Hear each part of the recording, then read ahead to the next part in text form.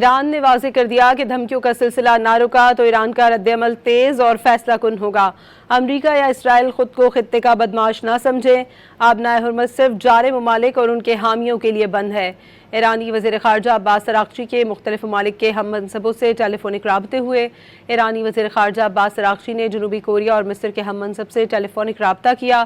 رہنماؤں نے دو طرفہ تعلقات اور خطے کی صورتحال پر تبادلہ خیال کیا۔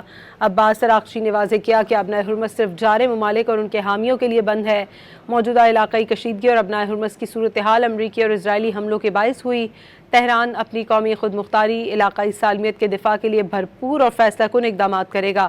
ایرانی وزیر خارجہ عباس اراغچی نے روسی ہم منصب کو بھی فون کیا۔ ایران نے واضح کر دیا کہ دھمکیوں کا سلسلہ نہ رکا تو ایران کا رد عمل تیز اور فیصلہ کن ہوگا۔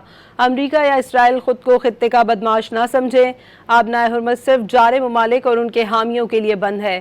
ایرانی وزیر خارجہ عباس اراغچی کے مختلف ممالک کے ہم منصبوں سے ٹیلی فونک رابطے ہوئے۔ ایرانی وزیر خارجہ عباس اراغچی نے جنوبی کوریا اور مصر کے ہم منصب سے ٹیلی فونک رابطہ کیا۔ رہنماؤں نے دو طرفہ تعلقات اور خطے کی صورتحال پر تبادلہ خیال کیا۔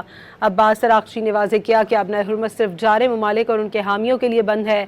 موجودہ علاقائی کشیدگی اور آبنائے حرمت کی صورتحال امریکی اور اسرائیلی حملوں کے باعث ہوئی۔